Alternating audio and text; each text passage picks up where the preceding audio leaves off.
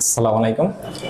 আজকে আমরা ফ্যারাডের সূত্রের যে গাণিতিক সমস্যাবলী পর্ব 2 শুরু করব। ঠিক আছে, তো গত ক্লাসে কিন্তু আমরা ফ্যারাডের সূত্রের গাণিতিক সমস্যা পর্ব 1 আমরা এটা আপলোড করা হয়েছিল। আজকে আমরা নতুন করে ফ্যারাডের সূত্রের যে গাণিতিক সমস্যার 2 নম্বর ভিডিও আমরা আজকে আপলোড করব। ঠিক আছে, তো দেখো আমরা ফ্যারাডের সূত্রে যে দুইটা সূত্র পড়ছিলাম, সূত্রের মধ্যে তুমি দেখছিলা প্রথম সূত্র কি ছিল? প্রথম সূত্র তুমি পড়ছিলা কিউ ইকুয়াল এন ইএফ, তাই না ভাইয়া? এরপর তুমি কি পড়ছিলা যে N equal IT by EF, এটুকু পড়ছিলা, তাই না?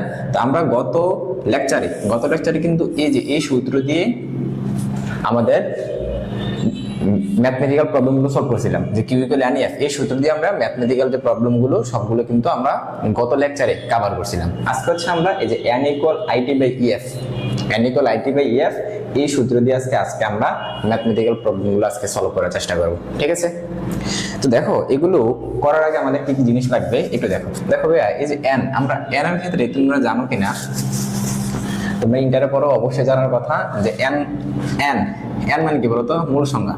এন থেকে তুমি অনেকগুলো সূত্র লিখতে পারো। N equal W by M, N equal কি জানো?